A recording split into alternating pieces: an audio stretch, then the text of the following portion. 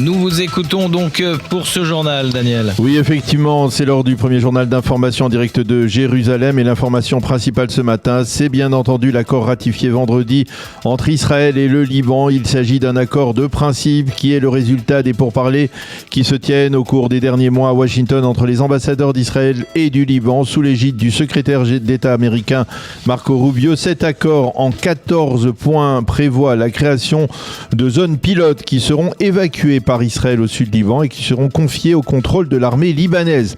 Cette armée libanaise sera considérablement renforcée grâce au soutien des États-Unis et de plusieurs pays arabes modérés. L'accord prévoit aussi une coopération sécuritaire entre Israël et le Liban et il devrait ouvrir la voie à une normalisation progressive des relations entre les deux pays. Le Premier ministre Benjamin Netanyahou a salué cet accord hier soir lors d'une conférence de presse. Le Premier ministre a qualifié l'accord d'avancée historique. Il a estimé qu'il allait porter un coup dur à l'Iran et au Hezbollah. M. Netanyahou a salué le courage du gouvernement libanais. Selon lui, cet accord prouve que les États-Unis et le Liban ont expliqué à l'Iran que la situation au Liban ne le regardait pas. Pour M. Netanyahou, l'accord permet à Israël et à Tsahal de rester au sud Liban tout en créant 2 zones pilotes dans un premier temps qui seront confiées à l'armée libanaise. Nous ne nous retirerons pas du sud Liban malgré les pressions étrangères, a déclaré encore M. Netanyahou. Il faut souligner que le ministre de la Sécurité intérieure Itamar Ben-Gvir est le seul ministre du gouvernement israélien à avoir exprimé jusqu'à présent, dès hier soir, son opposition farouche à cet accord. L'opposition israélienne, justement, elle s'est empressée de critiquer l'accord conclu vendredi entre Israël et le Liban. L'ancien Premier ministre Naftali Bennett a appelé à juger l'accord sur le terrain et non pas sur les déclarations qu'il a suscitées. Pour lui, le test principal sera lié à la reconstruction des localités israéliennes du nord du pays. Yair Lapid, l'actuel leader de l'opposition, a déploré que l'accord prévoyait la poursuite du transfert d'argent de l'Iran vers le Hezbollah et ne fixe aucun calendrier pour le désarmement du mouvement terroriste chiite. Le président des démocrates, Yair Golan, a affirmé une organisation terroriste ne dépose pas les armes parce que c'est écrit sur un bout de papier. Quant à Victor Lieberman, il s'est félicité du dialogue entre Israël et le Liban, mais il a précisé que la menace pour Israël persistera tant que le Hezbollah ne sera pas désarmé. Enfin, Benny Gantz a été le seul député ou chef de file de l'opposition à saluer l'accord sans réserve. Quant au Hezbollah, comme on pouvait s'y attendre, il a également totalement rejeté cet accord entre le Liban et Israël. Le Hezbollah a immédiatement dénoncé l'accord et l'a qualifié, je cite, d'humiliation et de capitulation de la souveraineté libanaise. Le secrétaire général du mouvement terroriste chiite Nabil Qassem a fustigé en particulier la clause de l'accord qui conditionne un retrait de Tsahal au désarmement du Hezbollah. Et puis, une question importante ce matin, est-ce que l'accord entre les États-Unis et l'Iran est en train de s'effondrer ? Après une seconde nuit d'attaque américaine en Iran, c'est effectivement une question que l'on peut se poser ce matin. L'armée américaine a frappé durant la nuit plusieurs cibles sécuritaires en Iran. Il s'agit là de représailles à la suite d'attaques iraniennes contre des navires commerciaux qui passaient par le détroit d'Ormuz. Selon le porte-parole de la CENTCOM, les forces américaines ont frappé des infrastructures, des systèmes de communication et des sites de défense antiaérienne iraniens. Et à la suite de ces attaques américaines, les Iraniens ont lancé des bombardements contre des positions américaines dans plusieurs pays du Golfe Persique. Il s'agit en particulier d'attaques contre des intérêts américains au Bahreïn et au Koweït. Il y a eu ce matin encore des alertes au Bahreïn. Sur son réseau Trust, le président américain Donald Trump a affirmé que les avions américains avaient frappé en Iran après une violation du cessez-le-feu par les Iraniens. Si cela continue, a dit Trump, il est possible que nous soyons obligés de compléter notre mission militairement. Et si cela devait se produire, la République islamique iranienne cesserait d'exister. Dixit donc le président américain. Il faut enfin souligner que le commandant de la CENTCOM, l'amiral Cooper, était hier en Israël pour consultation sécuritaire importante. C'est la fin de ce premier journal d'information.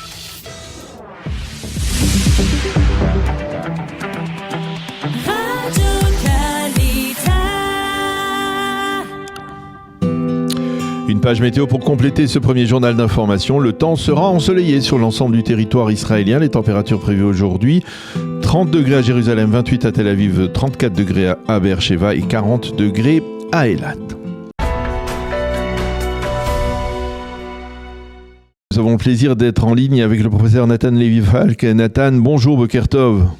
Bonjour Daniel, bonjour aux auditeurs. Merci d'être à l'écoute ce matin sur Radio Qualité et d'accepter de répondre à nos questions. Alors bien entendu, on voulait avoir votre appréciation après l'annonce de cet accord qui est intervenu, qui a été ratifié à Washington dans la journée de vendredi. Il était déjà Shabbat quand on va dire l'annonce a été faite. On l'a appris donc à la sortie du Shabbat pour beaucoup d'Israéliens. Quel est votre sentiment après avoir peut-être consulté ou survolé, on va dire, ne serait-ce que les clauses de cet accord? Survoler, le mot est exact. On ne connaît pas tous les détails précis de cet accord. En gros, ce qu'on en déduit, c'est qu'il y aurait 2 sites confiés à l'armée libanaise, un au nord du Litanie, un au sud du Litanie, pour une armée libanaise qui, on sait, dans la capacité formelle depuis plusieurs années de régler le problème du Hezbollah. À titre personnel, je n'y crois pas vraiment. Et d'ailleurs, je crois que notre ambassadeur à Washington a lui aussi dit que cet accord était creux. Il s'agit donc d'un accord tripartite, Israël-Liban avec l'accord et le soutien des États-Unis. Mais on peut faire un parallèle avec les précédents accords, notamment celui qui a été fait à Gaza. Et on se rend bien compte que, puisqu'on n'a pas réglé le problème de l'exclusion formelle du Qatar et de l'Iran, on n'a à ce jour pas de solution. On a un Hamas qui continue de se réarmer, se refinancer et qui risque de nous poser des problèmes de nouveau à court terme. Alors, l'une des clauses de cet accord, celle qui semble en tout cas être assez évidente, c'est l'instauration de zones, on va dire de zones pilot, comme on dit en anglais, c'est-à-dire de zones d'expérimentation sur lesquelles l'armée israélienne va se retirer, l'armée libanaise va pénétrer. Et on va voir si l'armée libanaise a la capacité soit de désarmer le Hezbollah, les membres du Hezbollah qui se trouvent sur ces zones-là, soit au moins de protéger cette zone. Ça vous semble réaliste de ce que vous connaissez, en tout cas de ce dossier libanais que vous, malheureusement, au cours des derniers mois, avez fréquenté, dont vous avez été d'une certaine manière l'une des victimes? Non, on l'a vu pendant 1 an et demi, et même depuis pratiquement octobre 2023, que l'armée libanaise n'est pas en capacité de régler techniquement le problème. On va prendre un exemple très simple. Les soldats libanais sont payés moins de $500 par mois. Donc, on peut comprendre que quand du côté du Hezbollah, ils sont payés 10 fois plus, ils aient quelques hésitations à se faire trouer la peau, soit pour le Liban, soit pour aider Israël à régler le problème de l'Iran au Liban. Alors, on a aussi dans cette armée libanaise 40% de chiites, et ça leur pose, j'imagine, 40% en plus, leur poser quelques difficultés philosophiques de combattre contre leurs propres coreligionnaires. Alors, il y a un point positif dans cet accord qui me paraît évident, même si on se doute que le Liban sera incapable de régler sa mission, comme la FINUL d'ailleurs. Il ne faut pas se faire d'illusions. La FINUL n'a pas fait mieux. Même certaines mauvaises langues disent qu'elle aurait même participé ou fermé les yeux sur la création de certains tunnels. Qu'est-ce qu'on a comme élément positif? Eh bien, on a enfin dans cet accord tripartite à Washington des mots clairs sur un problème. On sait que le problème du Liban, c'est l'Iran, de même que le problème du Hamas dans la bande de Gaza, c'est l'Iran et le financement du Qatar. Donc, au moins, on commence à mettre des mots clairs sur un problème de fond. C'est quelque chose d'assez important. Alors, la capacité technique du Liban, franchement, je n'y crois pas trop. Qu'est-ce qu'on peut envisager comme solution efficace pour régler le problème? Le président Trump, dont je suis un fervent soutien, avait parlé de la Syrie, mais enfin la Syrie, si on a réussi à se débarrasser de Bachar el-Assad, que penser du nouveau leader? C'est un ancien chef de Daesh.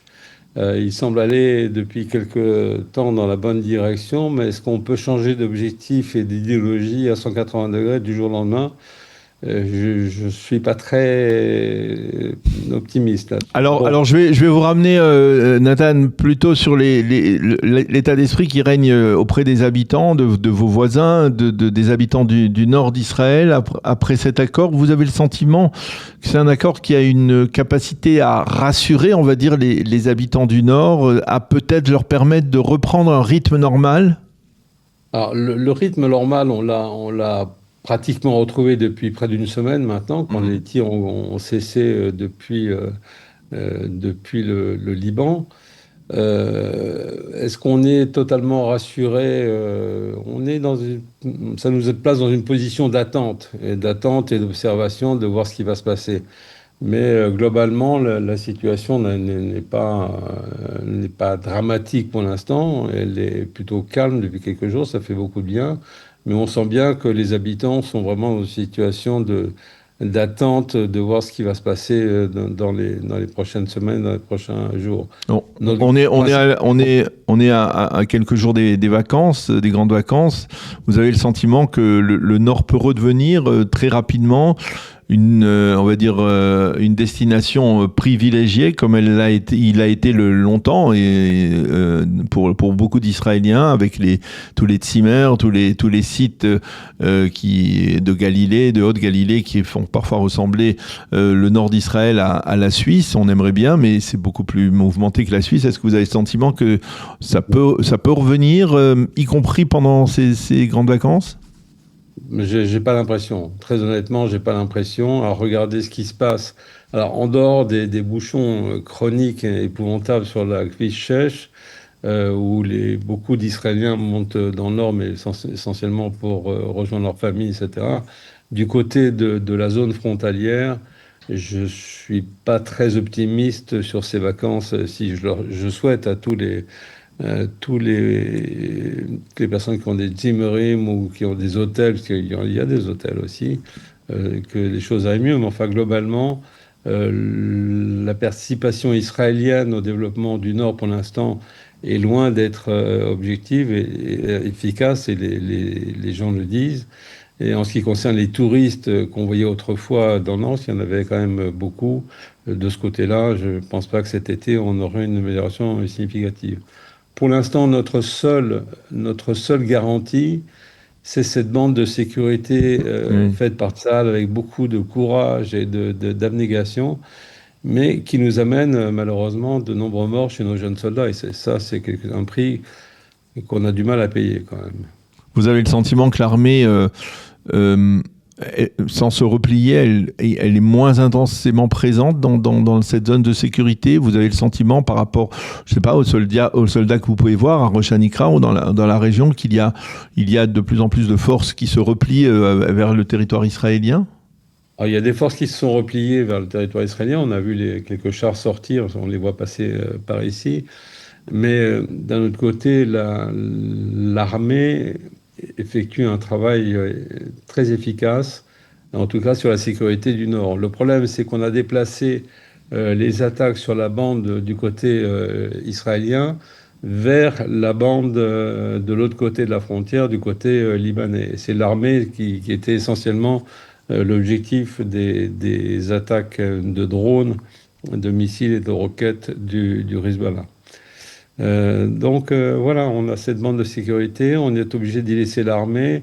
On sent que ça a été efficace. Comme je vous l'ai dit tout à l'heure, on a une impression depuis quelques jours vraiment d'une tranquillité qu'on n'avait pas connue depuis 2023. Que sera l'avenir maintenant de cet accord? Moi, je ne suis pas très, très optimiste, mais bon, il faudra attendre l'intervention de gens qui se disent préoccupés par l'avenir du Liban. Le Liban n'est pas notre ennemi. On n'a pas d'ennemi au Liban. Notre ennemi, c'est l'Iran et le Hezbollah. On a un président français qui, chaque semaine, dit qu'il est en guerre, une guerre défensive contre tout et contre tout le monde. Donc, plutôt que de laisser un porte-avions faire des ronds dans l'eau à gauche et à droite, peut-être serait-il temps que la France, qui a participé à la création de l'État du Liban Oui. prennent ses responsabilités et viennent soutenir l'armée libanaise et nous soutenir indirectement. Donc, c'est ça, parce que vous avez parlé au début de notre entretien du salaire des soldats libanais. Il suffirait que la France finance peut-être plus massivement l'armée libanaise et permettre d'augmenter ses salaires pour motiver au moins les soldats libanais afin qu'ils puissent servir d'une certaine manière, essayer de protéger ou en tout cas de neutraliser les terroristes du Hezbollah. Ou même y envoyer l'armée. C'est un président qui a parlé plusieurs fois de collaboration régionale, interrégionale, internationale, de coalition, etc. Et ben, c'est le moment de mettre tout ça en œuvre. Ce ne sont pas des paroles, il faut des actes maintenant pour aider le Liban à se sortir de cette invasion.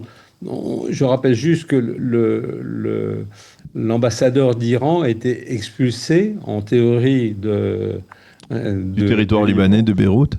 Et qu'il a refusé de partir. Ouais. C'est quand même au plan diplomatique, à ma connaissance, une première mondiale. C'est des choses que je ne pensais pas possible. Vous êtes foutu à la porte, vous êtes foutu à la porte.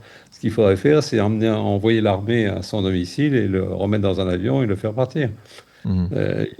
Ça prouve d'une certaine manière encore la dépendance du gouvernement libanais envers l'Iran, ou en tout cas la crainte que le gouvernement libanais peut avoir envers l'Iran et son bras armé, on va dire le Hezbollah. Merci beaucoup, le professeur Nathan Lévy-Fall, d'avoir répondu à nos questions ce matin. On vous souhaite bien entendu le plus de sérénité possible dans le nord du pays, à Rosh Hanikra, où vous habitez également, donc sur toutes les localités frontalières. Merci beaucoup d'avoir été avec nous ce matin. Bonne continuation. À bientôt, Nathan.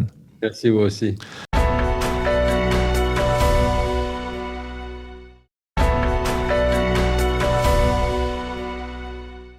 Et nous retrouvons notre correspondant en Israël, Daniel Haïk. Boker Tov, Daniel, à vous le micro pour votre revue de la presse. Oui, merci Kevin. Effectivement, c'est l'heure de la revue de la presse et des médias israéliens et les manchettes des deux grands quotidiens israéliens, Israël Hayom et Yediot Aharonot, se ressemblent et se focalisent sur l'accord dit historique conclu entre Israël et le Liban. Le Israël Hayom titre en manchette ce matin « L'histoire à l'épreuve de la réalité », tandis que le Yediot Aharonot a choisi de titrer les principes de l'espoir, titre différent mais même photo.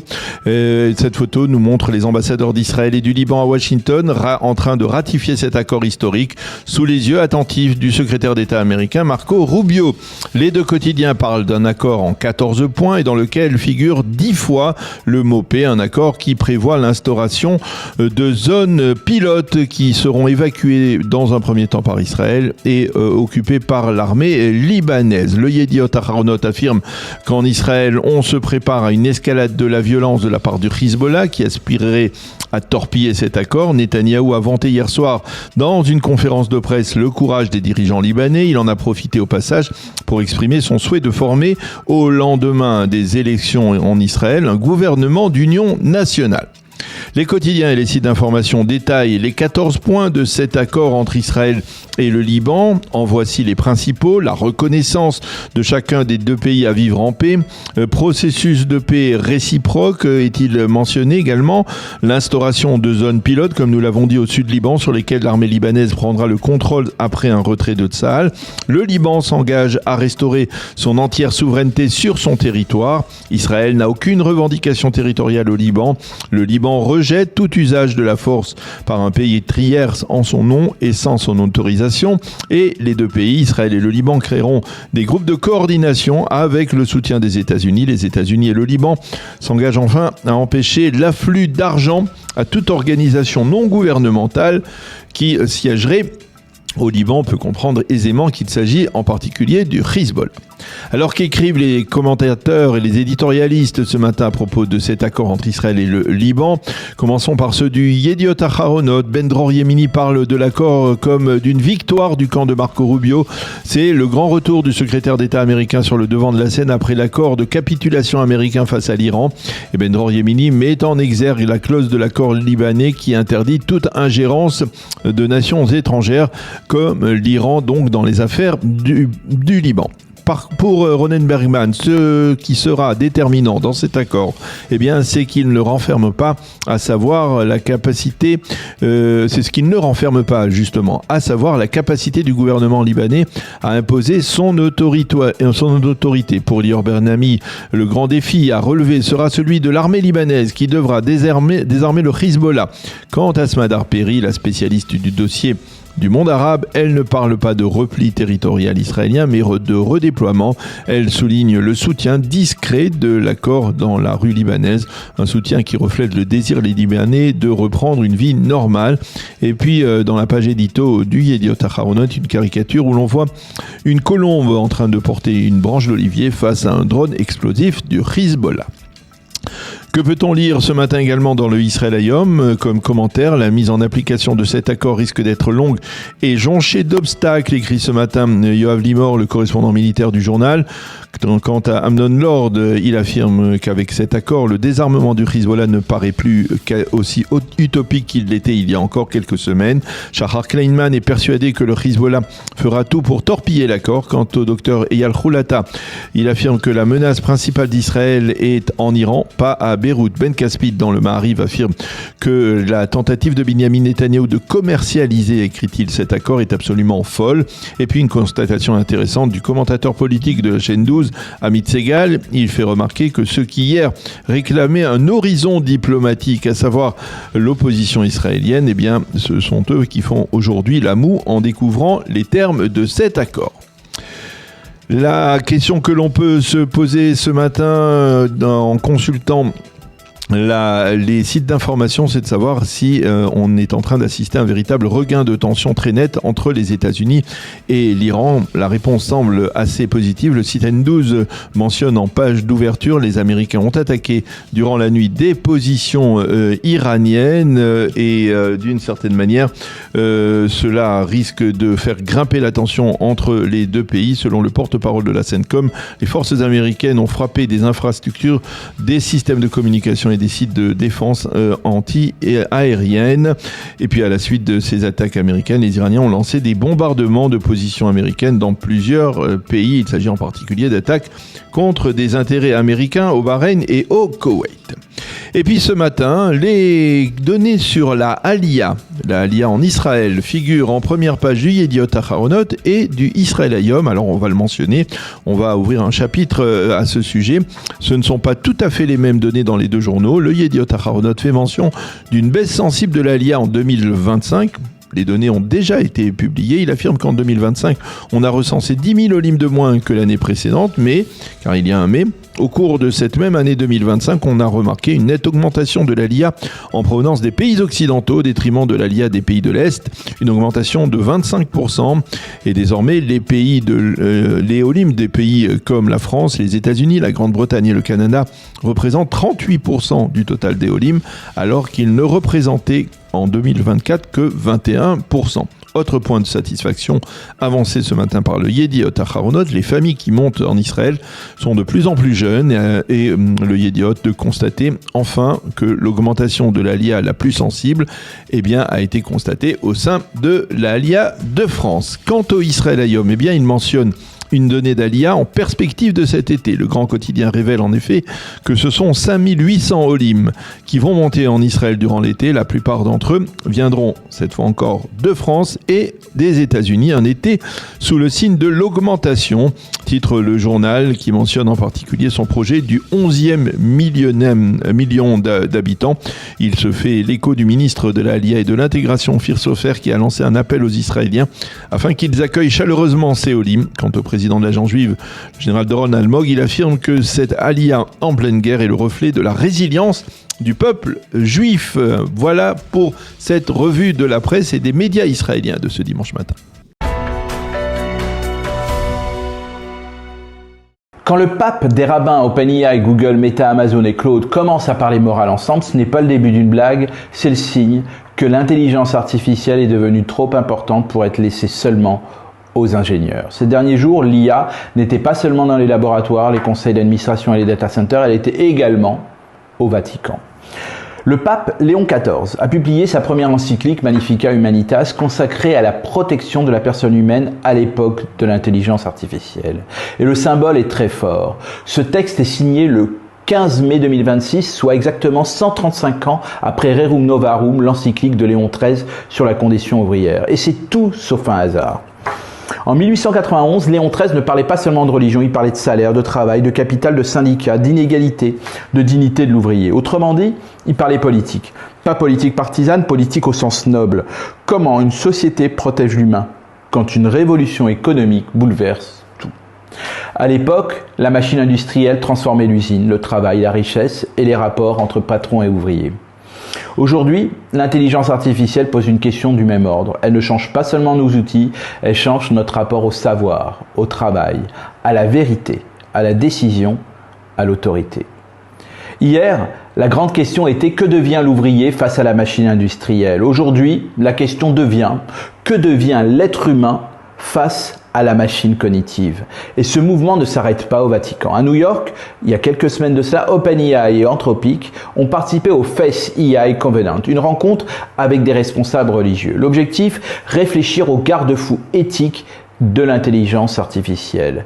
Et maintenant, même des philosophes entrent dans les laboratoires d'intelligence artificielle. Un article de Wired raconte qu'aujourd'hui, que pour travailler dans l'IA, lire Kant peut devenir aussi utile que de savoir coder. Pourquoi, vous me direz? Parce que les grands laboratoires recrutent des philosophes pour réfléchir à l'alignement, au biais, à la responsabilité, au comportement moral des modèles.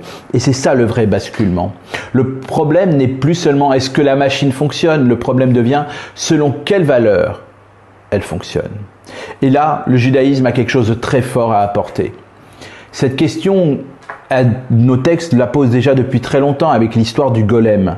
Le golem, c'est cette créature façonnée par l'homme pour protéger la communauté.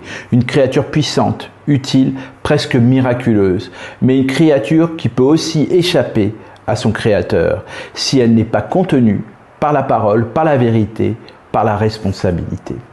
Aujourd'hui, dans la Silicon Valley, on appelle cela le problème de l'alignement. Comment faire pour qu'une intelligence artificielle reste alignée avec les valeurs humaines? Mais au fond, et c'est la vieille question du golem, que devient une puissance créée par l'homme quand l'homme ne sait plus vraiment la maîtriser? Pour un dirigeant, ce débat est très concret. Alors il doit appliquer certaines règles. La première, c'est ne jamais déléguer la responsabilité morale à une machine. Une IA peut recommander, calculer, classer, prédire, mais elle n'a ni conscience, ni compassion, ni sens de la justice. La décision finale doit rester humaine, identifiable et assumée. Comme deuxième règle, il faut créer une forme de Evruta, d'apprentissage collectif dans l'entreprise. Dans la tradition juive, on étudie souvent à deux, pas pour être d'accord, mais pour se contredire intelligemment. Les décisions de l'intelligence artificielle doivent être relues, challengées, discutées. La troisième règle, chaque entreprise doit écrire son propre Rerum Novarum. Ce que l'IA peut faire, ce qu'elle ne doit pas faire, ce qui reste réservé à l'humain, comment on protège les salaires, comment on évite que l'efficacité devienne une excuse à la déshumanisation. Le pape, les rabbins, les philosophes et la Silicon Valley ne se retrouvent donc pas autour de l'IA par hasard. C'est le signe que nous avons changé d'époque. L'IA n'est plus seulement un outil de productivité, c'est une infrastructure de pouvoir. Et quand une technologie devient une infrastructure de pouvoir, la vraie question n'est plus qu'est-ce qu'elle permet de faire. La vraie question devient quel type d'humanité sommes-nous en train de construire avec elle. Bonjour Daniel. Merci d'être avec nous ce matin après l'annonce, 24 heures après l'annonce de cet accord entre le Liban et l'État d'Israël qui a été signé et ratifié à Washington vendredi. Alors on peut se poser une question véritablement, est-ce que vous avez le sentiment qu'un tel accord est de nature à modifier la situation dans la zone de sécurité où Israël s'est installé, où l'armée israélienne s'est installée ces dernières semaines ? Il est certain que cet accord va transformer radicalement le paysage libanais.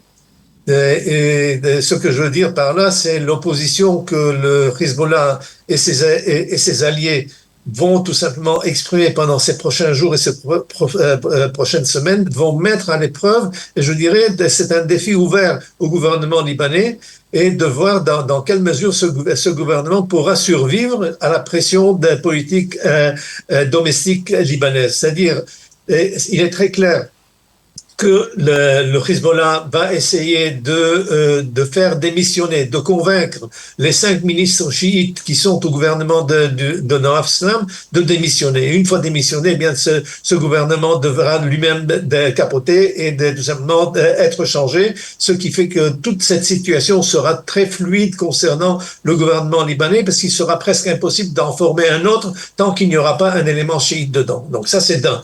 De deux, il est clair que nous sommes déjà comme Nabil Berri l'a exprimé hier, nous sommes en pleine guerre civile. Il a utilisé le mot très islamique, al-fitna, au lieu d'employer le terme guerre civile, harb ahli, il a tout simplement choisi le mot islamique qui veut dire tout simplement un refus total de la situation et une préparation à tout simplement à une confrontation, je dirais, de face avec les éléments qui sont pour la paix ou pour un accord avec Israël. Ce qui fait que, ce qui me fait dire qu'il faudra cesser toutes ces louanges du côté qui sont exprimées par le côté israélien à propos des Libanais qui ont négocié avec Israël, et surtout, je dirais, l'ambassadrice qui a reçu je dirais, presque une accolade de la part de notre ambassadeur à Washington.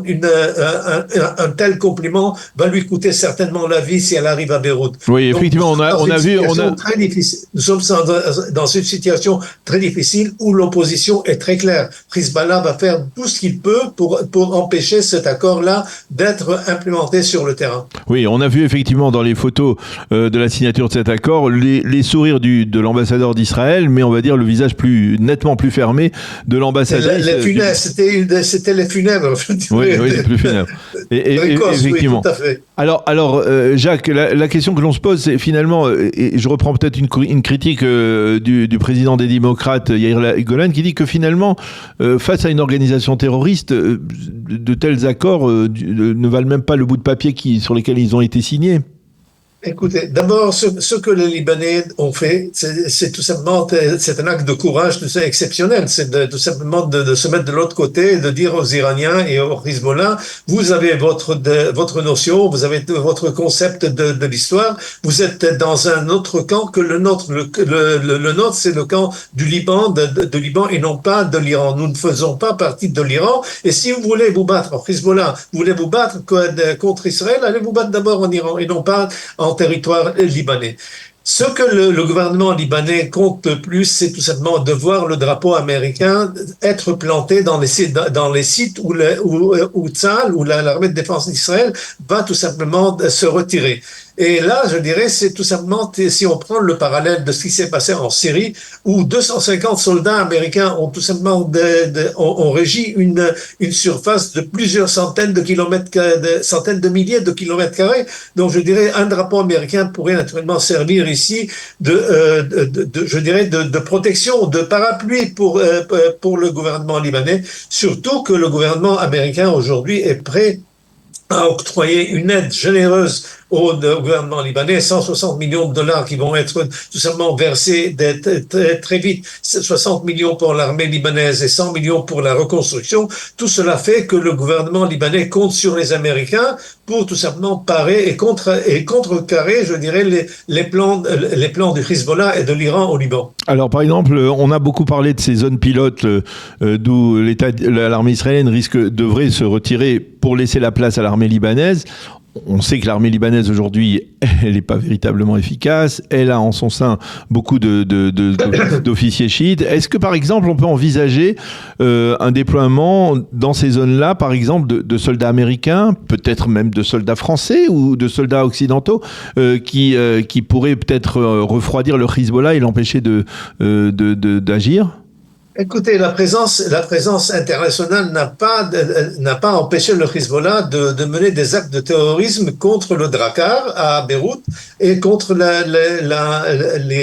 QG des Marines à Beyrouth aussi. Donc, des centaines de Marines ont été tués par le Hezbollah et des dizaines de commandos français ont été aussi tués par le Hezbollah. Ils n'ont jamais eu peur de cette présence. C'est une présence plutôt symbolique, je dirais, plutôt symbolique sur le terrain. Et n'oubliez pas que nous sommes en plein territoire chiite. Nous ne sommes pas dans un territoire chrétien. Ce sont deux zones chiites donc qui posent de grands problèmes. Si vous introduisez là-bas des unités chiites, eh bien les unités chiites ne vont pas agir contre leurs parents, leurs prochains et je dirais leurs collègues. De notre côté, si vous employez des unités chrétiennes, eh bien, ce sera le massacre. C'est ce qui s'est passé en 1983 dans les montagnes du Chouf, où les Druzes ont massacré la population chrétienne, ont massacré les forces libanaises chrétiennes. Et donc, c'est un défi qui est difficile à surmonter. Et certainement, je dirais, c'est une pierre d'achoppement pour savoir comment les choses vont se passer ultérieurement, ou bien tout cela va s'arrêter sur ces deux points-là et ne pas avancer. Parce que si jamais on va réaliser que le Hezbollah est toujours présent après une certaine période, eh bien, il n'y aura aucune raison pour continuer ce retrait-là sur notre région. Alors, une dernière question, Jacques. On avait le sentiment, depuis la signature de l'accord entre les Américains et les Iraniens, qu'il y avait une volonté de la part de l'Iran de lier le dossier du Liban. Là, finalement, cet accord dissocie, on va dire à nouveau, le dossier libanais du dossier iranien. C'est quand même un accord, un acquis important, y compris, on va dire, politiquement pour Binyamin Netanyahou, peut-être, non? Expressément pour cette raison-là, c'est pour cette raison que je dirais que la tension existe aujourd'hui et que la menace d'une guerre civile a été prononcée parce que l'accord entre Israël et le Liban par intermédiaire américain s'oppose au concept que le Liban fait partie, je dirais, du front iranien. C'est ce que le président Joseph Aoun a dit très clairement en Hezbollah. Vous voulez vous battre? Allez vous battre en Iran. Laissez-nous tranquilles ici. Ne profitez pas de cette plateforme-là libanaise pour vous battre contre Israël. Ne nous prenez pas en otage. Nous ne voulons pas de cette situation. Et à cause de cette situation qui est créée, eh bien, le Hezbollah est en train de se révolter. On a vu déjà les manifestations à Beyrouth, on a vu les drapeaux libanais être brûlés, on a vu les pancartes qui sont déchirées. Donc, je dirais, nous sommes dans une situation de crise au Liban, il faut le reconnaître. J'ai encore une petite question pour vous qui êtes d'origine libanaise. Qu'est-ce que vous ressentez lorsqu'on parle de réconciliation, en tout cas de rapprochement entre Israël et le Liban, d'un possible accord, d'une possible normalisation entre les deux pays? Vous y croyez? Daniel, ce que moi je vois en tant qu'ex-libanais et en tant que je dirais que personne qui continue à avoir des contacts avec des collègues libanais, des amis libanais, tout ça qui sont à l'étranger, eh bien la seule solution semble être un partage de nouveau du Liban, la création de cantons, la création d'un système fédéraliste où tout simplement les différentes communautés sont séparées physiquement l'une de l'autre, parce qu'autrement le Liban dans la situation où il est aujourd'hui, c'est un pays qui n'existe pas, c'est un pays en faillite. Ben oui, on le comprend bien. Merci beaucoup Jacques Neria d'avoir accepté de répondre ce matin à nos questions, donc après la signature de cet accord entre Israël et le Liban, accord historique en tout cas qualifié comme cela par le Premier ministre Binyamin Netanyahou. Merci d'avoir été avec nous ce matin Jacques, bonne continuation, à bientôt. À bientôt. Nous sommes en ligne avec Gérard Vespierre qui est géopolitologue, spécialiste également des relations des États-Unis et de l'Europe. On va parler avec Gérard Vespierre. Gérard, vous êtes avec nous ? Bonjour. Bonjour Gérard, merci d'être avec nous ce matin, de si bon matin pour vous à Paris. Je voudrais avoir votre appréciation d'abord parce qu'on s'est parlé avant même l'annonce de la signature de cet accord entre Israël et le Liban. Est-ce qu'il bouleverse la donne cet accord, surtout dans le contexte régional avec les tensions que l'on constate ces 2 derniers jours entre l'Iran et les États-Unis? Je ne crois pas que ce soit un bouleversement. C'est une énorme et une forte continuation, n'est-ce pas? 43 ans après l'explosion de Beyrouth contre 58 parachutistes français et 243 soldats américains. Il y a une continuité absolument remarquable de la politique occidentale vis-à-vis de l'Iran. C'est-à-dire? Et cette fois-ci, il n'y a pas de soldats soit français, soit américains sur le sol libanais, mais c'est le Hezbollah qui est dans une situation très très difficile, et l'Iran même est bombardé de façon extraordinaire, 10 000 objectifs atteints, a-t-on entendu, a-t-on pu lire, sur le sol iranien par les forces israéliennes et américaines. Ce que je retiens, moi, c'est ce parcours de 43 ans, n'est-ce pas? Et ce qui n'est pas du tout souligné, et ce que l'on oublie, c'est que effectivement, cela a commencé à Téhéran, cela finira à Téhéran. Oui, ça veut dire que vous ne pensez pas que même cette manœuvre, on va dire, de Marco Rubio, qui était opposé, on le sait, à l'accord entre l'Iran et les États-Unis, cette manœuvre de Marco Rubio, cette capacité à asseoir, on va dire, les Israéliens et les Libanais à la même table et à signer donc un tel accord, c'est de nature à dissocier justement les 2 dossiers? Enfin, dissocier en disant c'est une rebuffade contre Téhéran qui voulait, comme l'a, je crois, souligné votre interlocuteur précédent, lier le dossier libanais avec le dossier de Téhéran. Donc là, il y a un découplage vraiment. C'est une rebuffade, à mon avis, vis-à-vis de la politique iranienne, et c'est une continuité. Ça ne pouvait pas être autrement. Les États-Unis sont énormément impliqués dans cette région proche orientale. Ils ont été à la manœuvre pour la chute de Bachar el-Assad, pour l'arrivée d'Al-Shara. Al-Shara, premier président de Syrie reçu à la Maison-Blanche, n'est-ce pas? Cela est un symbole d'une très très très grande force. Donc il y a cette présence rehaussée des États-Unis dans la région méditerranéenne depuis quelques années, depuis une dizaine d'années, et maintenant on voit l'implication ô combien importante américaine contre l'Iran dans le Golfe, bien sûr d'Ormuz, mais aussi contre l'ensemble du pays. Donc il y a cette... Si on regarde avec beaucoup de recul, et c'est ça sur ce quoi je veux insister ce matin, c'est cette continuité, et on parle toujours de la journée, de la nouvelle du jour, de la nouvelle de l'heure. Trump arrive à Versailles à 21h04, mais on s'en moque.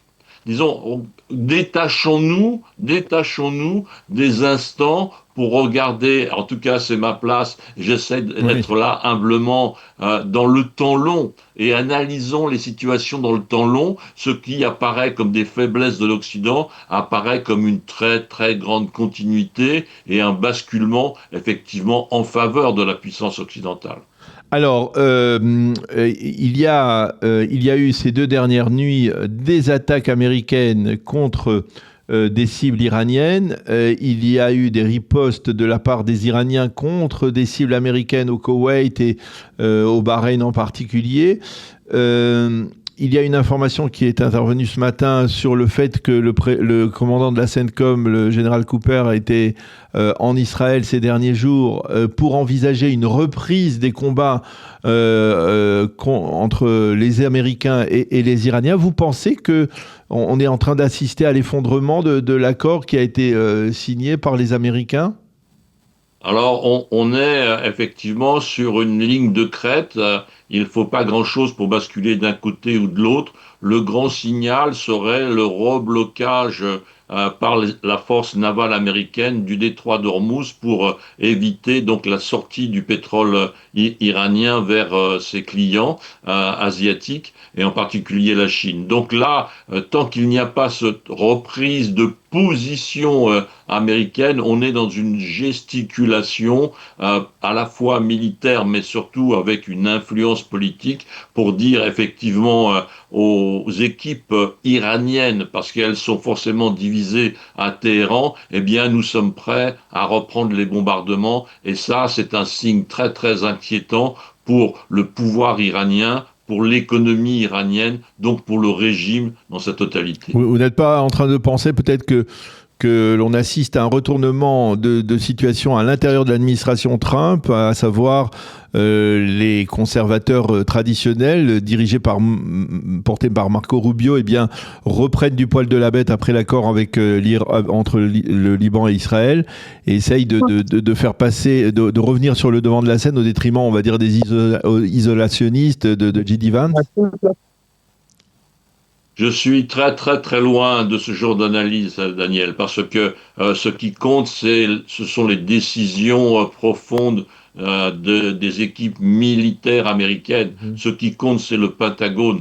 Qu'est-ce que le Pentagone a entrepris avec Tsahal depuis des dizaines d'années, n'est-ce pas? Il y a une ligne de conduite. Là, à nouveau, le temps long, il y a une ligne de conduite contre le régime iranien et qui est à son optimum maintenant, qui est même à son maximum, n'est-ce pas? Jamais on n'aurait imaginé, il y a quelques mois, même ou quelques années, qu'un jour, le guide suprême iranien serait assassiné, tué, éliminé par une force commune israélo-américaine. Mais qui aurait imaginé ça au lendemain du 7 octobre 2023? Si j'avais dit cela, on m'aurait traité de fou. Si vous aviez dit ça, on vous aurait traité de fou. Et pourtant, c'est arrivé, voyez-vous. Et ceci est l'expression d'une continuité stratégique et non pas de la déclaration d'un ministre américain ou d'un autre. Il y a une continuité stratégique dans ce dossier qui est d'une importance extraordinaire.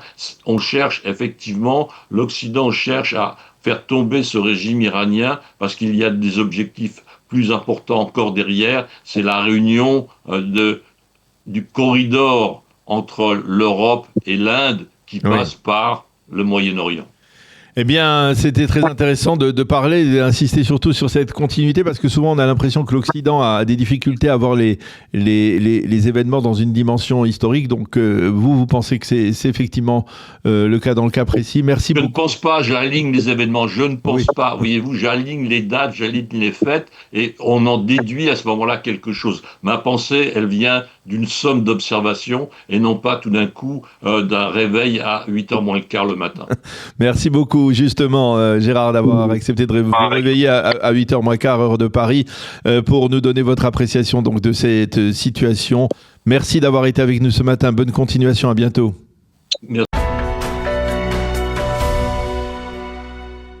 Nous allons parler sport, non pas du mondial, on aurait pu parler du mondial, mais on va parler d'un sport où on va dire de ce que représentent les Jeux Olympiques du peuple juif, les Maccabiades qui vont débuter cette semaine en Israël. Et pour en parler, nous sommes en ligne avec Michael Kandel. Michael, bonjour, Boker Tov. Bonjour Daniel. Merci d'être avec nous ce matin. Je crois qu'on avait déjà fait cette expérience il y a 5 ans, dites-moi si je me trompe, lors des précédentes Maccabiades. Alors on va la renouveler avec vous durant toutes ces Maccabiades. Vous allez nous livrer, on va dire, les informations sportives, en particulier liées à la délégation des Olympiques de France qui vont participer massivement donc à ces Maccabiades qui débutent cette semaine. Alors d'abord, donnez-nous le calendrier de ces Maccabiades. Ça débute cette semaine, je crois que c'est mardi soir. Alors, ça va commencer donc mercredi soir avec la cérémonie d'ouverture qui se déroule à Jérusalem, au stade Teddy. Et ça va continuer pendant 2 semaines, donc multisport, et malgré les événements, on va dire géopolitiques, le Maccabi a quand même réussi à amener en Israël presque 3000 sportifs de la diaspora. Alors, 3000 sportifs de la diaspora, il y en a très peu de France, il faut bien l'avouer, hein, n'est-ce pas ? Je crois qu'il y en a une 50aine, même pas ? C'est ça, donc la France va envoyer 50 sportifs, ce qui est quand même pas mal, parce qu'il y a quand même des pays qui assez notables, comme par exemple le Canada, l'Australie qui n'en envoie pas cette année. Donc la France a réussi, j'ai envie de dire, envoie une 50aine de sportifs. Et donc nous, avec Qualita, l'Olympe de France, on va compléter la délégation avec 160 personnes, qui fera une délégation en tout de plus de 200 personnes, donc sportifs et entraîneurs. On va dire 200 personnes, dont donc une forte majorité d'Olympe de France. Alors, dans quelle catégorie on va retrouver les Olympe de France en particulier, la délégation aussi française ? Alors, nous sommes présents dans 13 disciplines sportives. Donc cette année, le football en salle, l'escrime, les courses, le triathlon par exemple. Nous avons aussi des haltérophiles. Nous avons également une équipe de volleyball. On a une équipe d'enfants qui va représenter les Olympe en basket. Et voilà. Et donc, ce qui est important de souligner aussi, c'est donc cette année, on a eu à cœur avec la direction de Qualita de jumeler chaque sportif avec un soldat de la LIA francophone tombé depuis le 7 octobre. Ah oui, effectivement, et c'est particulièrement émouvant, il faut le rappeler, on le rappellera également au cours des prochains jours. Alors, on a décidé, dans le cadre donc de cette émission sur Radio Qualita, de vous donner la parole en tout cas chaque matin, pour nous faire un point justement des prestations. Ça sera tous les matins, on va dire, dans le cadre de notre heure d'actualité. On vous retrouvera pour nous donner les résultats de chacune des disciplines, et en particulier donc là où se trouvent des Olympe de France ou des membres de la délégation française. Question, Michael, est-ce que vous pensez qu'il y a un espoir de médaille ? Ah bah écoutez, on avait fait il y a 4 ans, donc au Maccabiat d'avant, on était 70, on avait ramené 5 médailles. Donc là, on a quand même aussi des objectifs sportifs, bien sûr, en plus des objectifs sionistes, il y a des objectifs sportifs. Et donc, c'est de faire mieux, c'est-à-dire on voudrait ramener au moins 6 médailles, dont un titre, puisque il y a 4 ans, nous avions eu des médailles argent et bronze. Donc cette année, nous espérons, nous sommes mis comme objectif de ramener 6 médailles, dont une en or. Alors, eh bien, on espère bien entendu que votre souhait sera concrétisé. En tout cas, pendant 15 jours, on sera à l'heure des Maccabiades ici dans notre studio sur Radio Qualita. Merci beaucoup, Michael Kandel, d'avoir été avec nous, et on se retrouve donc cette semaine pour les premiers résultats donc de ces Maccabiades. Merci encore et bonne chance. Be'atzlacha à toutes les équipes. Allez les Olympe. Allez les Olympe en particulier. Voilà. Merci beaucoup.